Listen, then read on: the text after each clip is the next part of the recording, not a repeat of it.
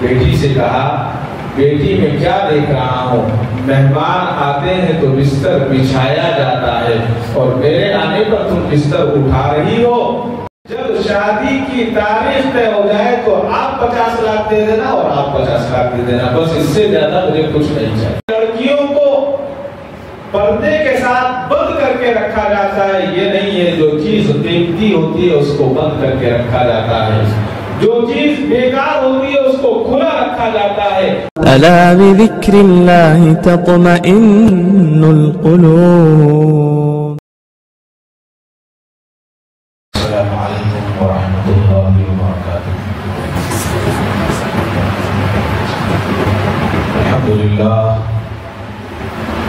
الحمد لله نحمده ونستعينه ونستغفره ونؤمن به ونتوكل عليه ونعوذ بالله من شرور أنفسنا ومن سيئات أعمالنا، من يهده الله فلا مضل له ومن يضلله فلا هادي له، وأشهد أن لا إله إلا الله وحده لا شريك له، ونشهد أن سيدنا وسندنا وشفيعنا وحبيبنا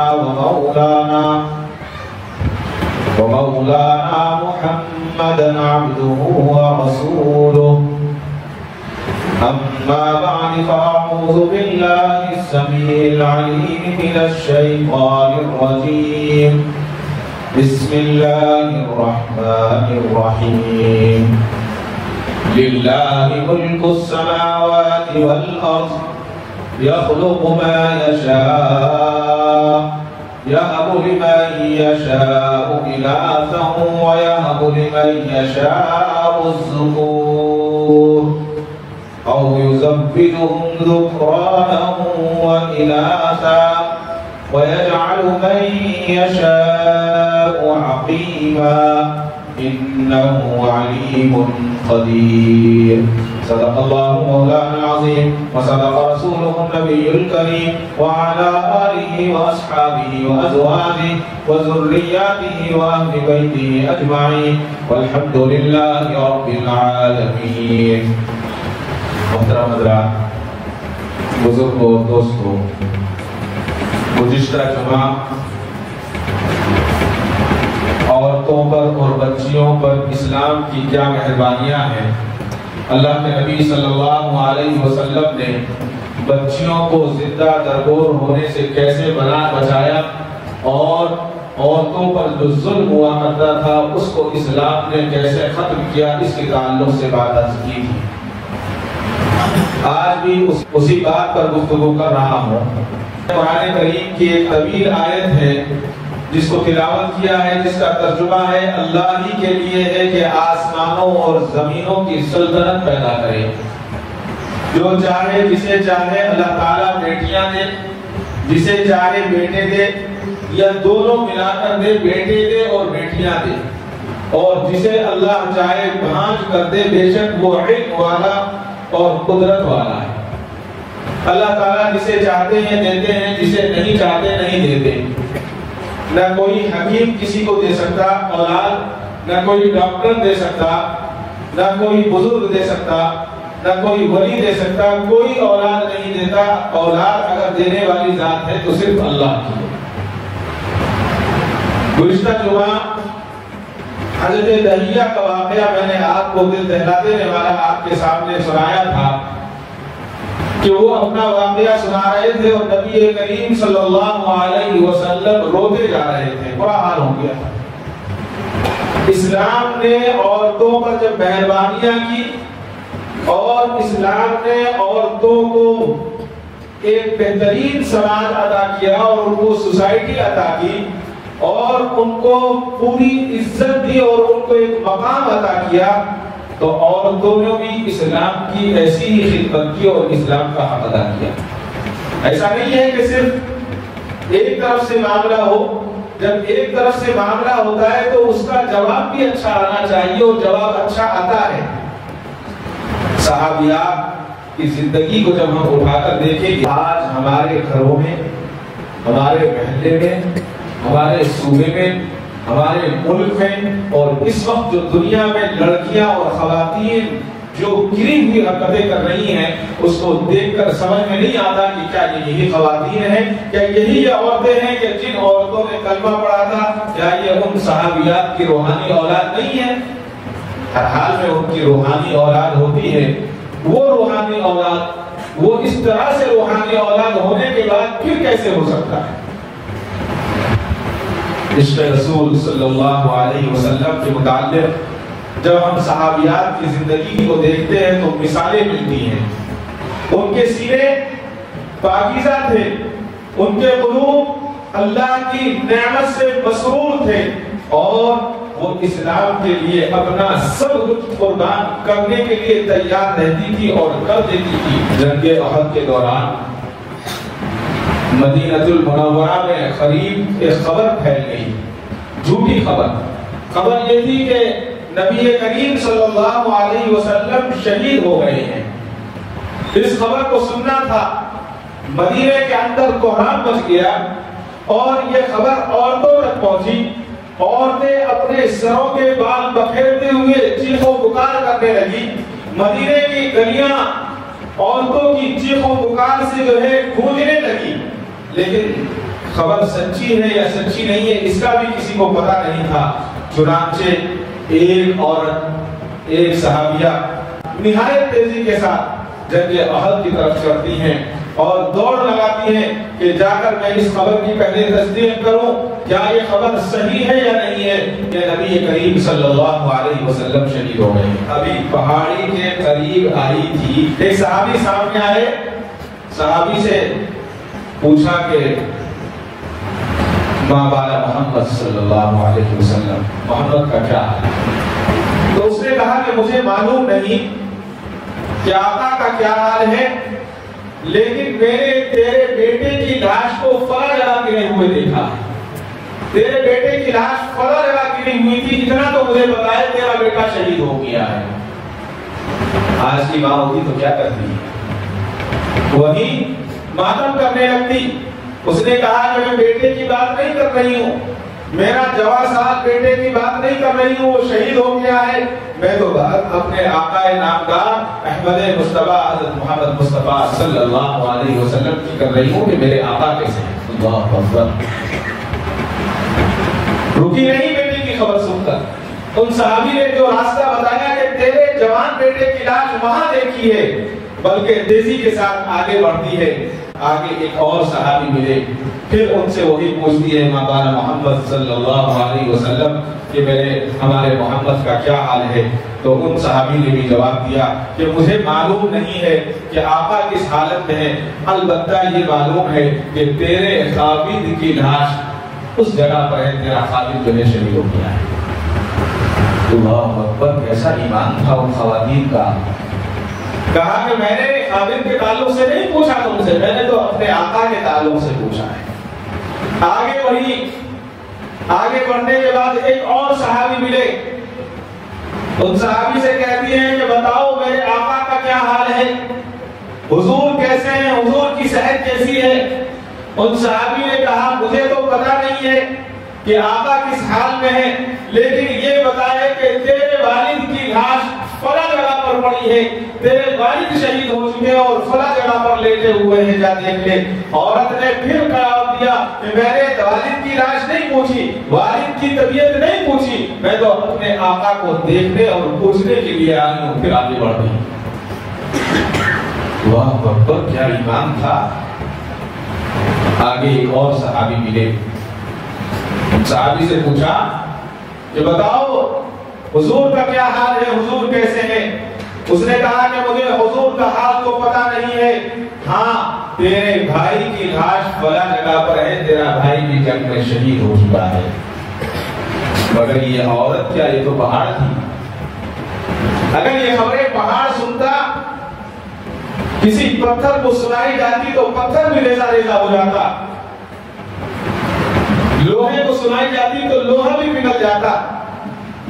پہلے جوان بیٹے کی لاش کی اطلاع، پھر شوہر کی اطلاع، پھر والد کی طرح، پھر بھائی کی طرح، لیکن کس سے بس نہیں ہوتی ہے، آگے چلتی ہے اور آگے جا کر ایک صحابی سے اور پوچھتی ہے کہ بتاؤ میرے محمد کیا کیا حال ہے صلی اللہ علیہ وسلم۔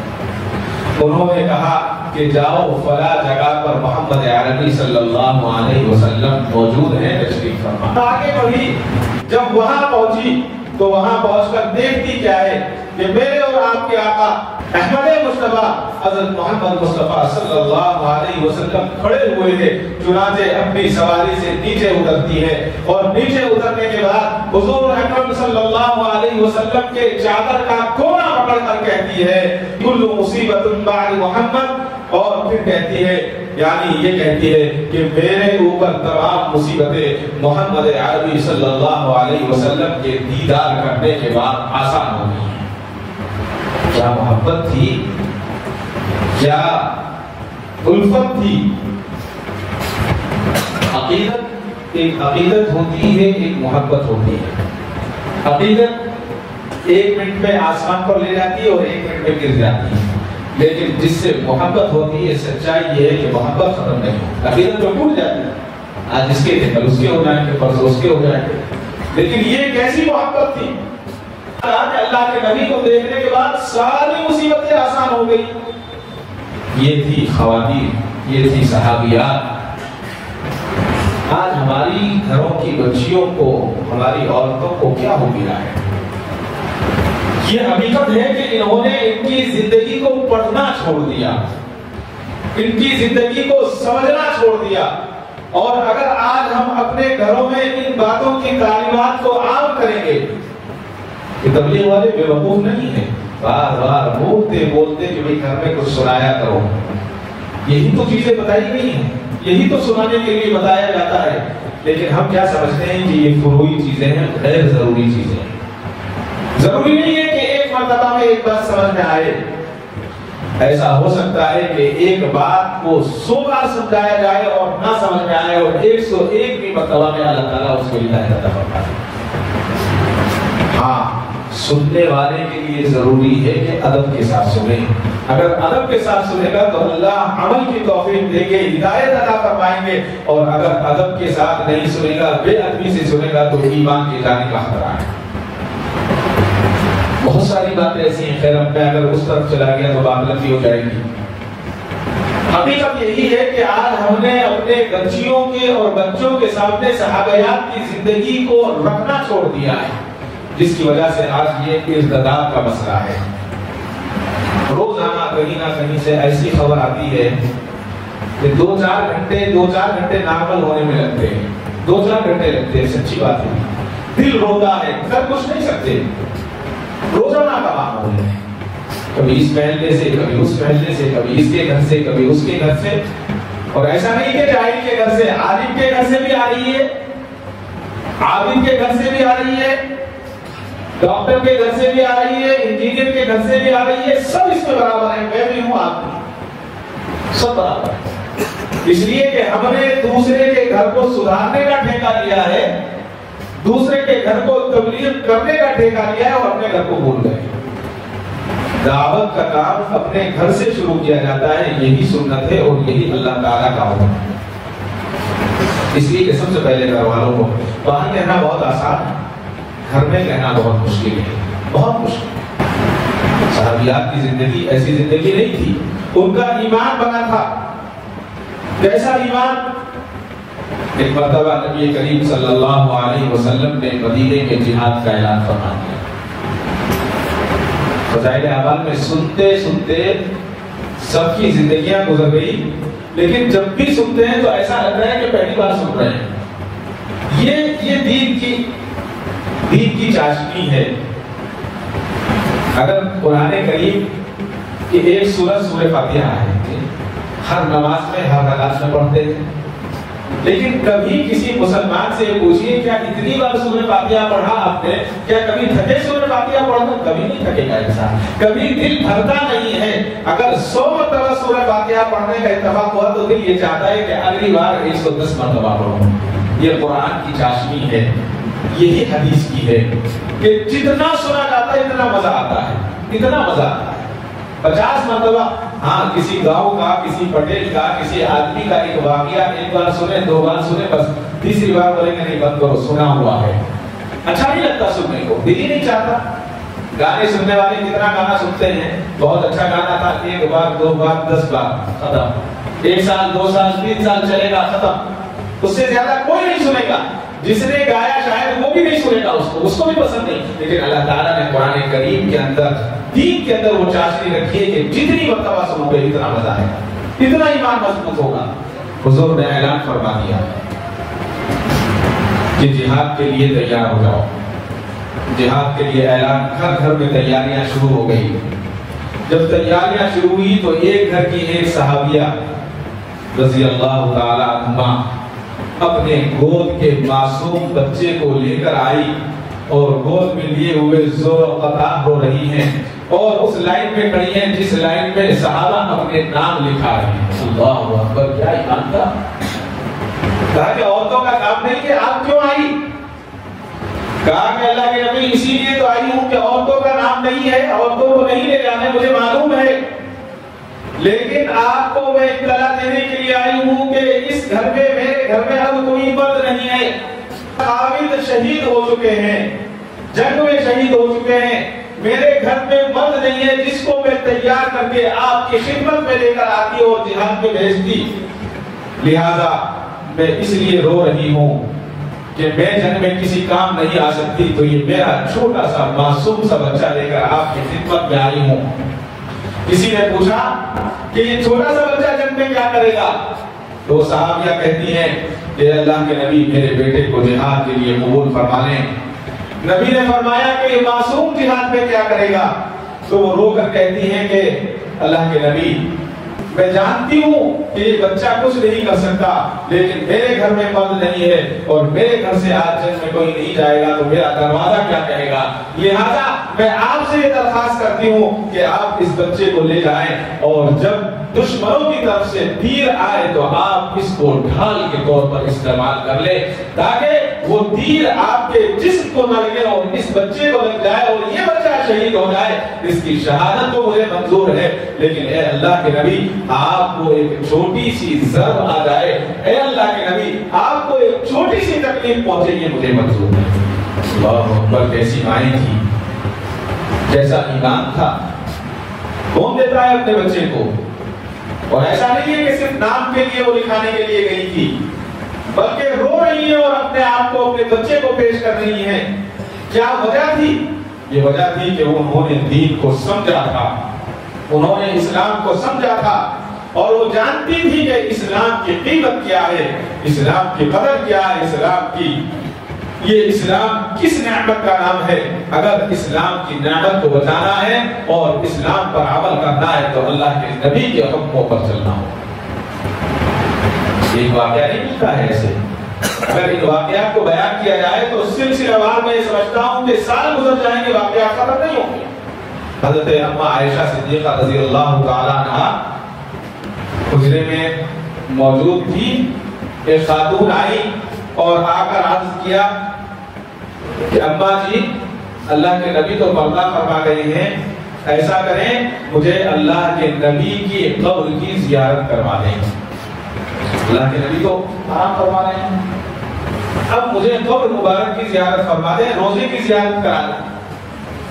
حضرت اما عائشہ صدیقہ رضی اللہ تعالی عنہا نے حجرہ مبارک کھول دیا، دروازہ بند تھا.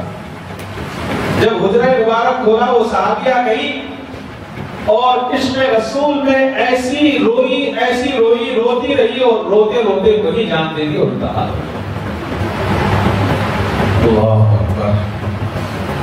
انہوں نے حقیقی محبت کی تھی اللہ کے نبی سے. اور کیسی محبت تھی؟ صرف ایک محبت ایک سے نہیں تھی.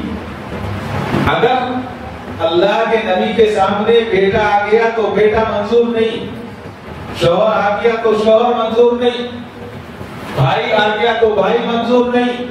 سب سے پہلے اگر محبت کسی سے ہے اور عقیدت کسی سے ہے اور الفت کسی سے ہے تو اللہ کے نبی سے ہے.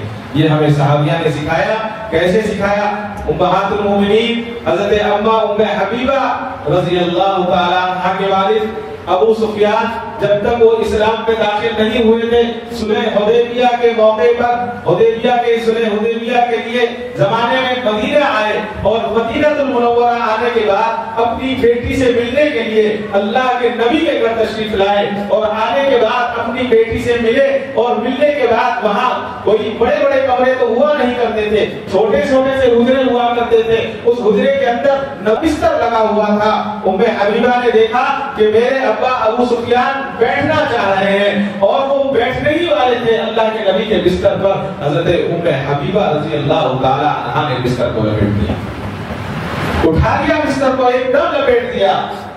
باپ نے دیکھا بیٹی تو باپ پر جانثار کرتی ہے، بیٹی تو باپ کی محبت میں سب کچھ کر جاتی ہے، لیکن یہ کیا ہو رہا ہے، یہ تو الٹا ہو رہا ہے۔ رہا نہیں گیا، بیٹی سے کہا بیٹی میں کیا دیکھ رہا ہوں، مہمان آتے ہیں تو بستر بچھایا جاتا ہے، اور میرے آنے پر تم بستر اٹھا رہی ہو۔ آج کوئی ہوتا تو بہانے بازی کرتی، لیکن نہیں، امی جان نے کہا کہ ابا آپ آئے ہیں لیکن آپ کفر میں مبتلا ہیں، آپ ناپاک ہیں، اور یہ بستر پاکیزہ بستر ہے، نبوت کا بستر ہے، نبی پاک صلی اللہ علیہ وسلم اس پر آرام فرماتے ہیں، میں آپ کو اس پر نہیں بٹھا سکتا۔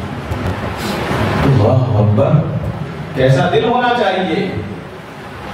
آج دشمن کی اگر بیٹھنے کو تیار ہو جائے تو آدمی 2 منٹ کے لیے خاموش ہو جاتا ہے، لیکن اما جان حضرت ام حبیبہ کی اللہ کے نبی سے محبت اور اللہ کی عظمت، آپ کے اللہ کے رسول کی عظمت آپ کے دل میں ایسی تھی کہ اپنے باپ کو نبوت کا بستر چھونے نہیں دیا۔ یہ تھا استقلال، اس کو کہتے ہیں مستقل مزاجی۔ آج کیا ہے، چلو تم ادھر کو، ہوا ہو ادھر کی ہوا ہوتی ہے چلنے لگتے ہیں۔ اس سے پہلے بھی بہت سارے واقعات عرض کیے ہیں۔ اسلام یہ نہیں کہتا، اسلام تو یہ کہتا ہے کہ مستقل مزاجی کے ساتھ بیٹھے رہو، اور جو شریعت نے کہہ دیا ہے اس پر عمل کر لو۔ بارہا ہم دیکھ رہے ہیں کہ یہ زندگی ہے، چلتی رہے گی، ختم ہو جائے گی، اور جس وقت ختم ہوگی اس وقت احساس ہوگا کہ دنیا میں جو کمایا تھا، دنیا میں جو جمایا تھا، اور دنیا کے لیے جو بھی کیا تھا وہ بیکار تھا۔ بتانا مقصد یہی ہے کہ اگر یہ پتا چل جائے کہ اللہ کے نبی کے حکم کی اور اللہ کے نبی کا اور اللہ کے حکم کی تعمیل کے جو فائدہ ہے، اگر یہ سمجھ میں آ جائے تو پھر سارے مسائل حل ہیں۔ ایک صحابی رسول تھے حضرت ربیعہ رضی اللہ تعالی، نہایت غریب آدمی، کمزور تھے مالی اعتبار سے۔ ایک مرتبہ کہیں رشتہ لے کر گئے، انہوں نے کہا کہ تمہارے پاس کیا ہے؟ کچھ نہیں ہے، واپس بھیج دیے۔ اس زمانے میں بھی ہوتا تھا ایسا، آج بھی ہوتا ہے۔ تو جب ان کا رشتہ نہیں ہو رہا تھا، اس زمانے میں شادی کرنا بہت آسان تھا، نکاح کرنا آسان تھا اللہ کے نبی کے زمانے میں۔ تو وہ اللہ کے نبی کی خدمت میں حاضر ہوئے اور حاضر ہو کر کہا کہ اے اللہ کے نبی، میرا رشتہ نہیں ہو رہا ہے، میرا نکاح نہیں ہو رہا ہے، اس لیے کہ میں غریب ہوں، میرے پاس کچھ نہیں ہے۔ تو اللہ کے نبی نے ارشاد فرمایا کہ جاؤ انصار کے فلاں قبیلے میں چلے جاؤ اور ان سے بات کر لو، ان سے کہہ دو کہ وہ اپنی بچی کا تم سے نکاح کر دے تو اچھا رہے گا۔ حکم نہیں دیا، صرف مشورہ دیا اللہ کے نبی۔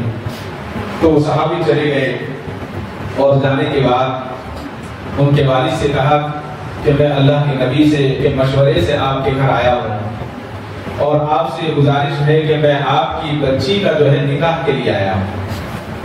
آج تو اگر کوئی ایسے چلے جائے تو شاید ہاتھ پیر نہ توڑ دیں، اس کے بڑا مسئلہ ہے۔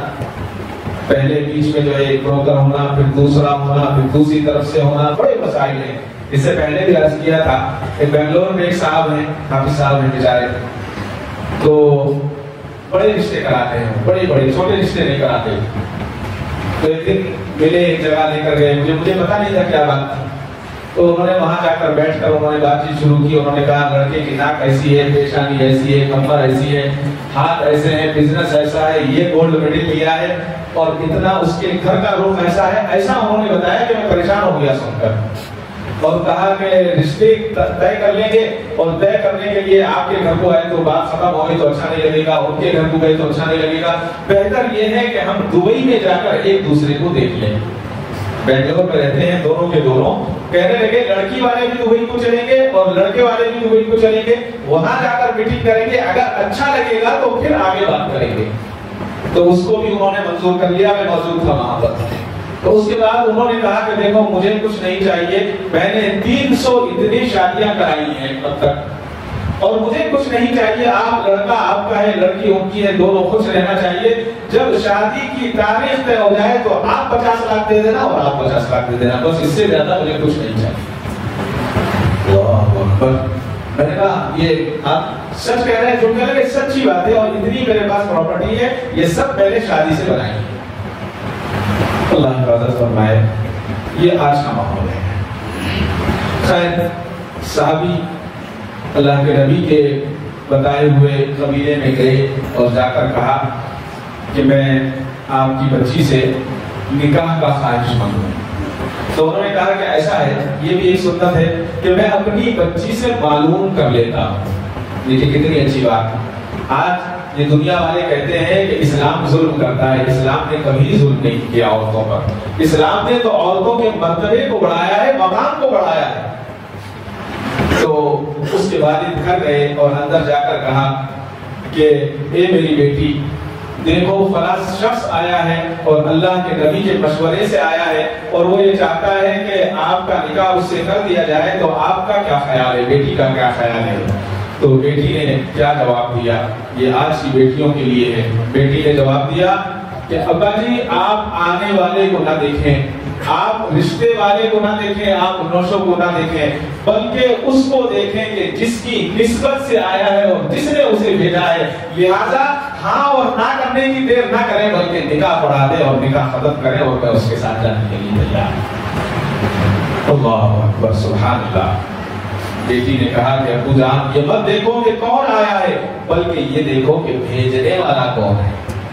لہذا بھیجنے والے اللہ کے نبی تھے، چنانچہ اسی وقت اللہ کے نبی کے بھیجنے والے کے ساتھ نکاح کر دیا گیا، اور نکاح ہو گیا۔ معلوم یہ ہوا ہے کہ اس وقت بچیوں کی تربیت ہوا کرتی تھی، اور جب بچیوں کی تربیت ہو جاتی ہے تو ایک بچی 2 گھر کو سنبھالتی ہے، ایک تو اپنے ماں باپ کے گھر کو سجاتی ہے اور سنبھالتی ہے، اور اس کے بعد جب وہ دوسرے کو گھر چلی جاتی ہے تو اس گھر کو بھی سنبھال دیتی ہے، اور جب ایک بچی بگڑتی ہے تو وہ 2 گھر کو بگاڑ دیتی ہے، اپنا گھر بھی بگاڑتی ہے اور دوسرے کا گھر بھی بگاڑتی ہے، جس گھر میں جاتی ہے اس گھر میں بھی بگاڑ پیدا ہو جاتا ہے۔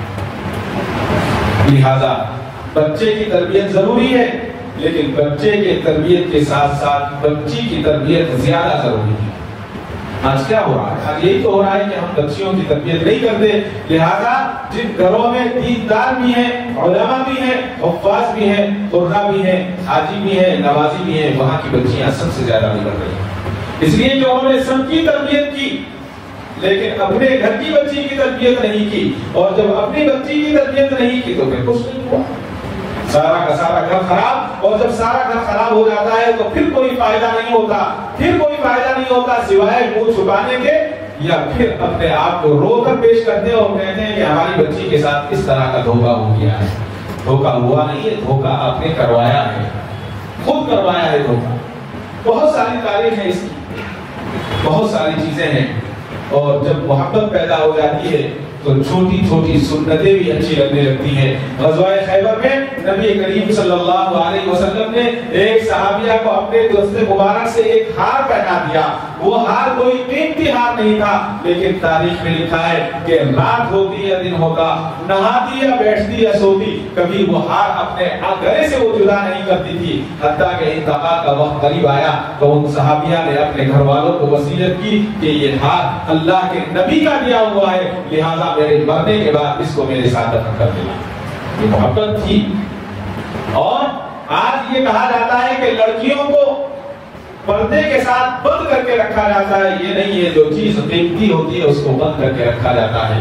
جو چیز بیکار ہوتی ہے اس کو کھلا رکھا جاتا ہے اور جتنی قیمتی ہوتی ہے اس کی حفاظت کی جاتی ہے۔ آج لوگ یہ کہتے ہیں کہ عورت کو پابندی کے اندر رکھا گیا ہے، یہ پابندی کے اندر نہیں ہے بلکہ حفاظت کے اندر رکھا گیا ہے، بلکہ عزت کے اندر رکھا گیا ہے تاکہ اس کی عزت کی جائے، اس کی عزت کی جائے۔ اور سب سے پہلا اگر کوئی نشانہ ہے، کوئی شیطان کا تیر ہوتا ہے تو وہ آنکھ ہوتی ہے۔ حدیث میں آتا ہے کہ سب سے پہلے ایک دوسرے کی آنکھ لڑتی ہے، پھر یہ آنکھ اتنا ایک دوسرے کی آنکھ سے مسئلہ شروع ہوتا ہے اور شیطان برائی تک میں مبتلا کر دیتا ہے۔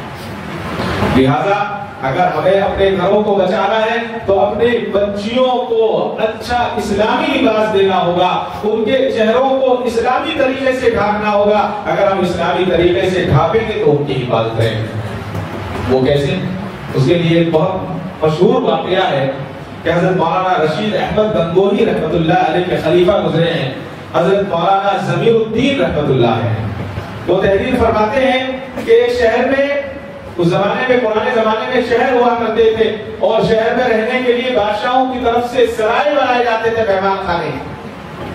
تو ان مہمان خانوں میں لوگ آ کر رکتے، تجارت کیا کرتے۔ تو ایک ڈاکوؤں کی ٹولی تیار ہوئی اور انہوں نے کہا کہ ہم سرائے میں جا کر ٹھہرتے ہیں اور سرائے میں ٹھہر کر یہ دیکھتے ہیں کہ شہر کے اندر کون مالدار لوگ کام کر رہے ہیں، کون بزنس مین ہے، کس کے پاس زیادہ پیسہ ہے۔ وہاں سب لوگ آتے جاتے ہیں اور وہاں پر بیٹھ کر ہم اس کے تعلق سے تحقیقات کریں گے اور جب ہمیں تحقیق ہو جائے گی اس کے بعد چوری کرنا شروع کر دیں گے۔ اب سرائے میں جانے کے لیے یا تو بزنس مین کا حلیہ چاہیے یا فقیر کا حلیہ چاہیے، دو ہی حلیوں میں کامیابی مل سکتی تھی، ٹھہرنے کی جگہ مل سکتی تھی۔ تو انہوں نے کہا کہ نہیں، حضرت مولانا ضمیر الدین رحمۃ اللہ علیہ فرماتے ہیں کہ انہوں نے کہا کہ یہ دونوں نہیں، ایک تیسرا طریقہ اپناتے ہیں۔ کہا کہ وہ کون سا طریقہ؟ کہا کہ ہم ایسا کرتے ہیں کہ بزرگوں کی شکل اختیار کر لیتے ہیں۔ دیکھیے شیطان کس کی شکل میں آتا ہے، لوگ دھوکہ کھاتے ہیں نا بہت سارے۔ تو انہوں نے بڑی بڑی تسبیحات خریدی اور لے کر سرائے میں پہنچ گئے اور پہنچنے کے بعد کہا کہ ہم لوگ یہاں ٹھہرنا چاہتے ہیں۔ کہا کہ کس لیے؟ کہ بس آئے ہیں، آگے کہیں چلے جائیں گے، کچھ دن یہاں ذکر و اذکار کریں گے، اللہ اللہ کریں گے، اس کے بعد چلے جائیں گے۔ تو بادشاہ کا جو منشی تھا اس نے کہا ٹھیک ہے، آپ کو اجازت ہے۔ تو یہ وہاں پر ٹھہرتے اور انہوں نے طے کیا تھا کہ جب بھی آپس میں بیٹھیں گے تو بات نہیں کریں گے، سارے آپس میں بیٹھتے اور حلقہ لگاتے اور اللہ اللہ کا ذکر کرتے اور تسبیح پڑھتے۔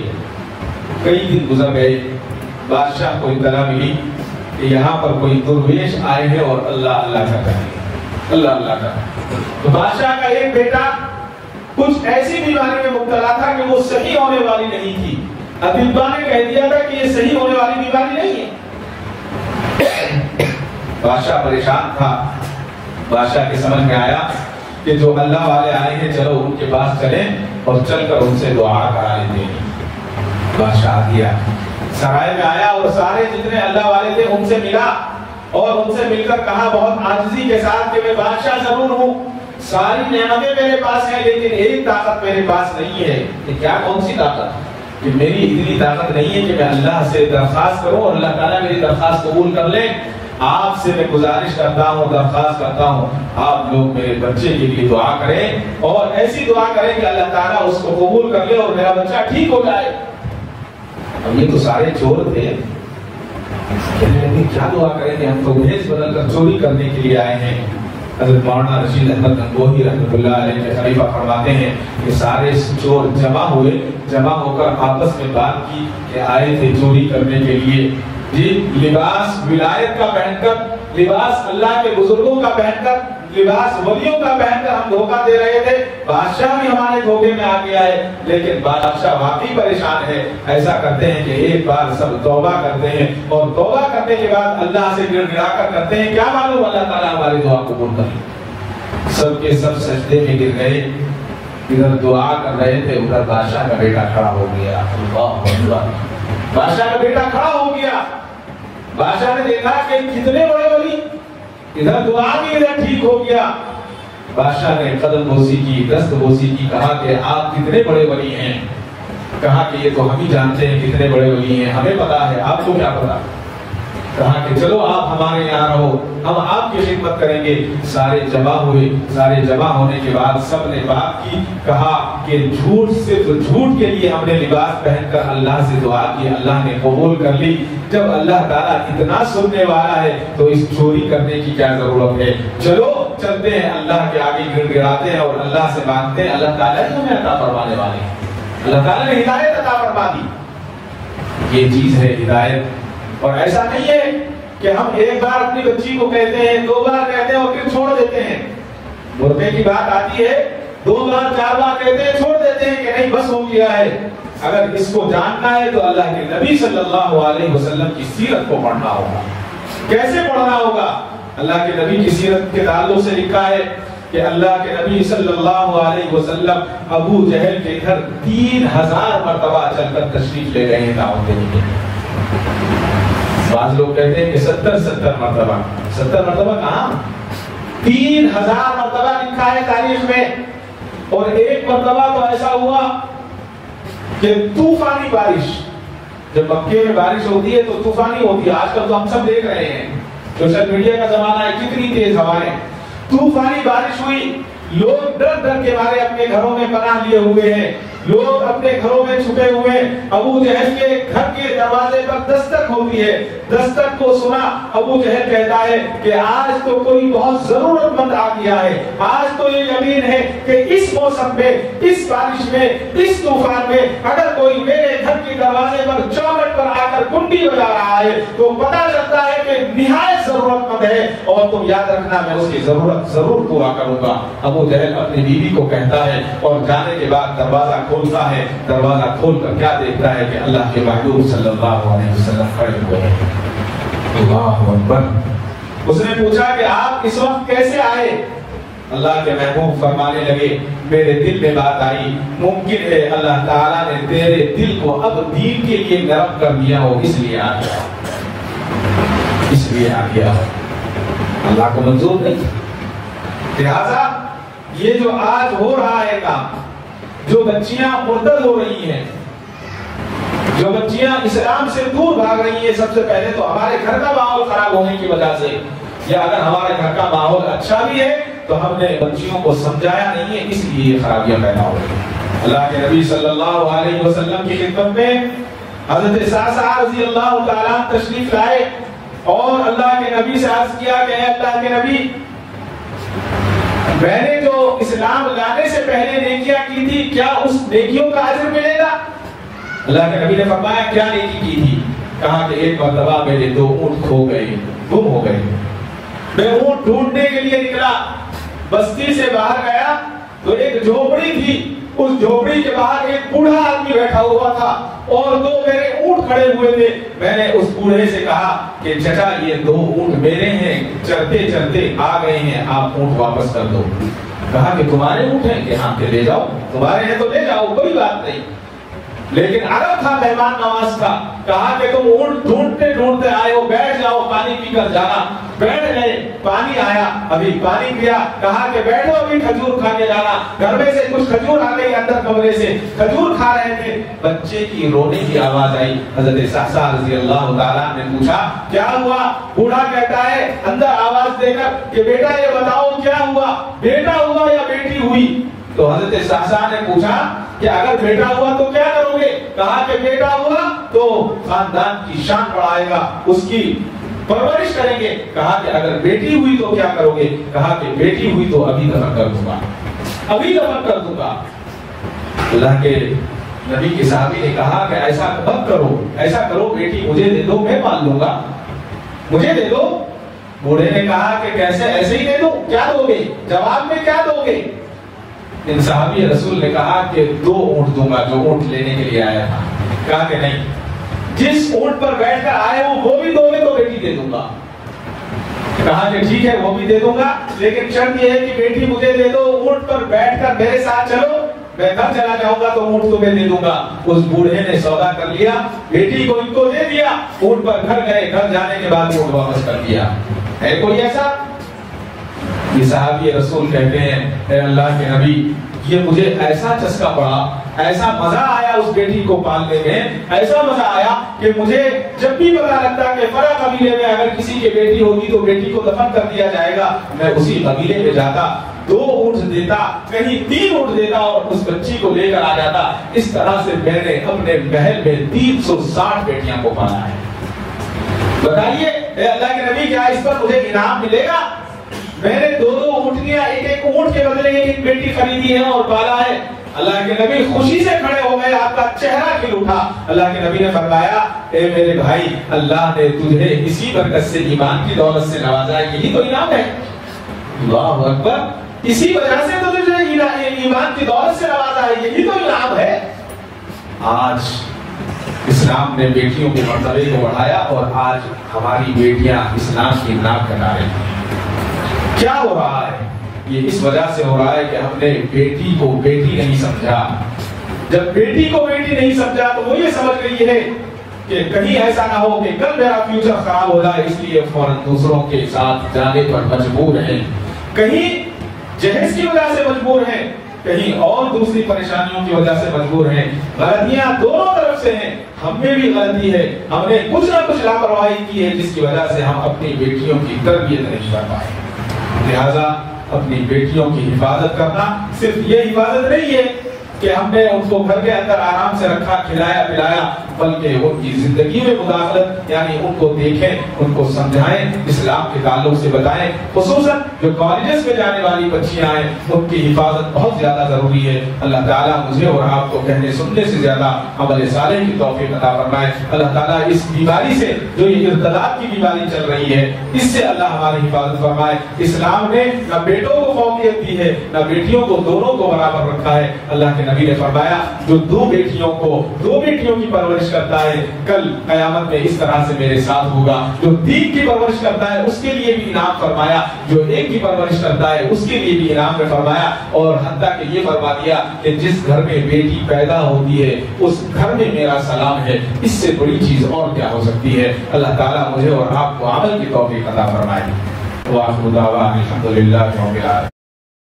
کعبے پہ پڑی جب پہلی نظر، کیا چیز ہے دنیا بھول گیا، کیا چیز ہے دنیا بھول گیا۔